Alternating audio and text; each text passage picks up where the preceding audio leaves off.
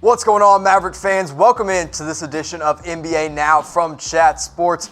I'm your host, Jimmy Crowther, and today we're breaking down 5 X factors for the Dallas Mavericks in the 2019-2020 season. So we're straying away from, obviously, the big two of Luka Doncic and Kristaps Porzingis. We're looking at 5 other guys that need to step up big if the Mavs want to make a playoff push.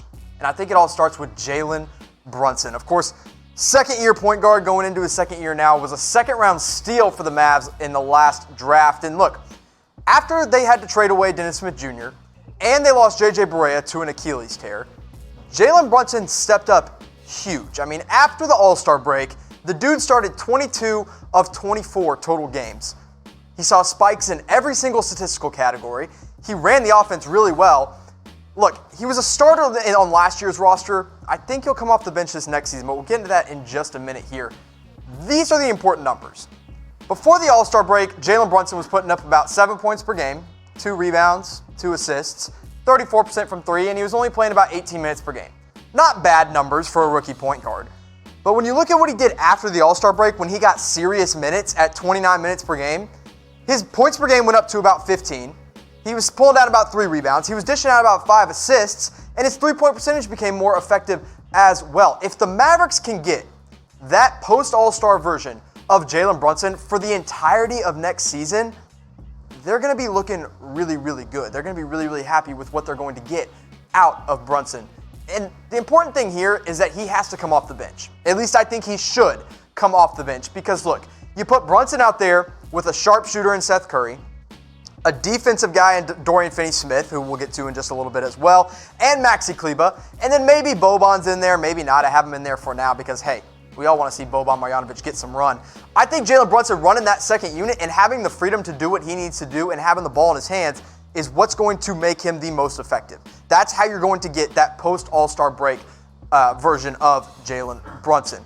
Great point guard. He has the ability to start, but I think he needs to come off the bench. Hey, you guys like our Mavs stuff? Do you like what we're doing here? Because if you want more of it, if you want to see some more Mavericks coverage, you got to subscribe. You got to get us to 130,000 subscribers, or else I don't know how much longer we'll be able to do these Mavs-centric shows. So, look, you go anywhere else on YouTube, you're not going to get what you get here. So I want you to subscribe. After you subscribe, I want you to tweet at me. Tell me you subscribed. I'll give you a shout-out on my Twitter. Go follow me at all_things_Mavs. Get me to 13,000 followers over on Twitter.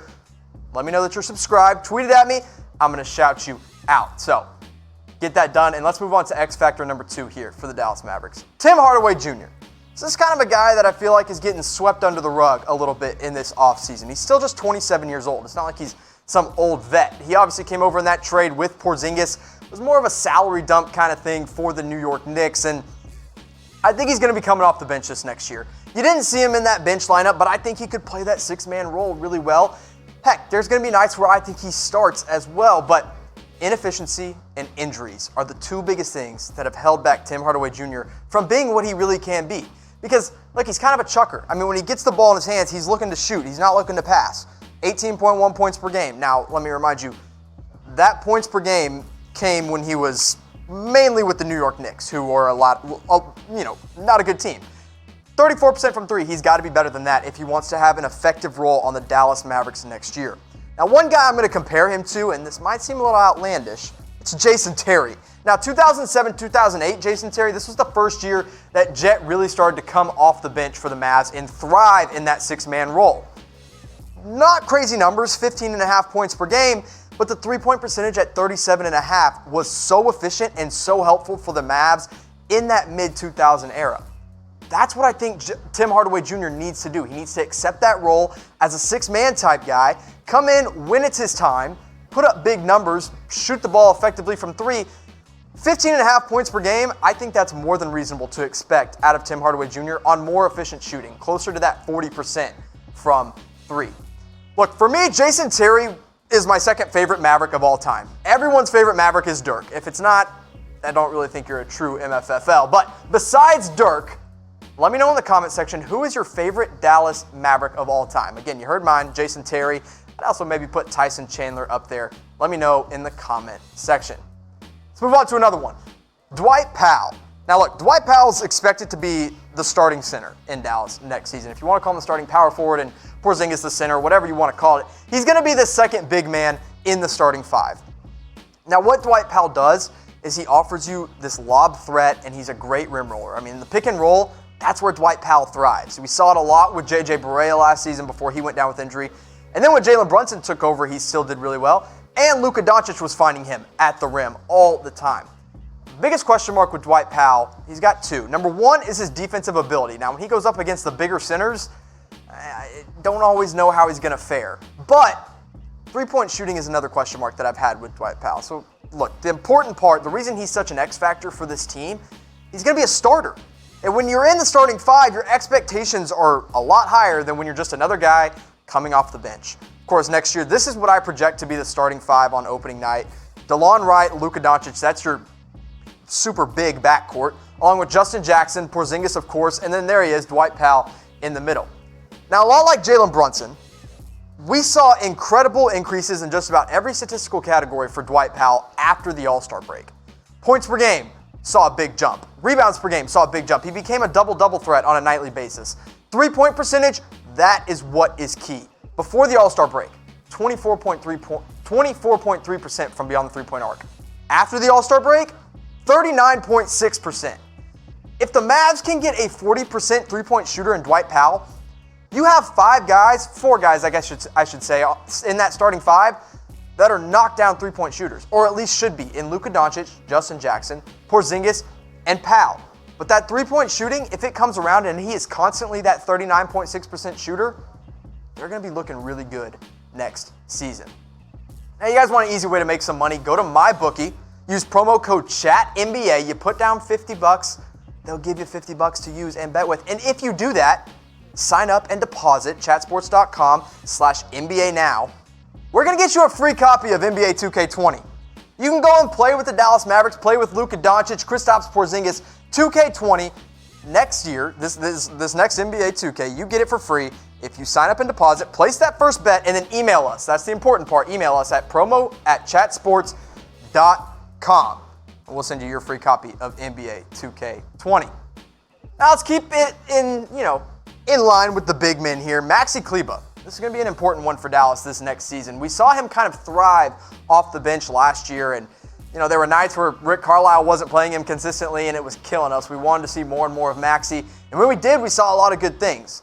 I think there's a very real chance that Maxi Kleber becomes the crunch time big man that plays next to Porzingis. He, of course, re-signed with Dallas this past summer. He was a restricted free agent. I think he re-signed on a pretty team-friendly deal. We know what Maxi brings defensively, but his three-point percentage has kind of gone up and down in consistency. I think the shot form just consistently looks different, and it needs to look the same every single time. 6.8 points per game, 4.6 rebounds, 1.1 blocks per game, and then the three-point percentage there, 35.3%. If he can get that up just to about 37-38% from three, he's going to be special for Dallas next season. But really what makes Maxi special and what's going to keep him as a key player for the Dallas Mavericks, his rim protection. Of the players that blocked the most shots last season, Maxi blocked the most for the Dallas Mavericks. 78 blocks last year. He absolutely jumped off the page when it came to blocks per game.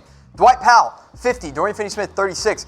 So Maxi had more than 20 blocks than the next leader did in Dwight Powell. Now, the second thing, the three-point percentage.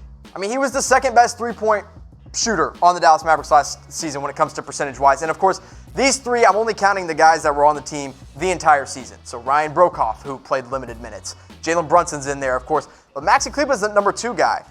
I think he needs to step up just a little bit more from three this next year for the Mavs to make a true playoff push. Now, I think this one's an easy one. Who's going to lead Dallas in three-point percentage next season? I think it should be Seth Curry. If it's not Seth Curry, I think something went wrong with his shot. But heck, you could throw Porzingis in there. Maybe Maxi takes the right kind of jump. Let me know in the comment section. I think one guy that everybody wants to see take a jump in his three-point percentage is Dorian Finney-Smith. This one is going to be key. He is another guy who was restricted for Dallas and re-signed this offseason. I think he signed for about $12 million. Look, he can play either the small forward or that power forward position if you're going small ball. And the thing with Dorian has always been he's a good defender, but he's a great defender when his offensive game is flowing. And that offensive game usually comes from his three-point shot. And it just wasn't there consistently for the Mavs last season. That's why he had some sparing minutes near the end of the season when Justin Jackson came in. He only shot 31.1% from beyond the three-point arc. Dallas needs him to be a lot better. I mean, he's athletic. He's a good athlete. He's a good defender. I mean, I like Finney-Smith a lot, but if that three-point shot continues to dip down to 31% next season, I think the Mavs are not going to see a lot of Dorian on the court. Now, another important part of Finney-Smith is that he's super young. He's going to be a huge part of this Mavericks youth movement. Luka, ironically the best player on the team, is the youngest at 20 years old, followed by Jalen Brunson at 22. Porzingis is 23, Justin Jackson 24, and Dorian Finney-Smith just turned 26 years old. So if he's going to continue to develop and grow, that's the biggest thing when it comes to him being an X factor for this Mavericks team, who hope to be a playoff team, and they can be if Dorian Finney-Smith steps it up. Now here's how I want to end the show. I want you to tell me what the best city in Texas is. If you think it's Dallas, type D. If you think it's Houston, type H. If you think it's San Antonio, type S. And if you think it's Austin, type A. There's really only one right answer. It's Dallas, Texas. It's none of those other three, especially not Houston. It's Dallas. So let me know in the comment section.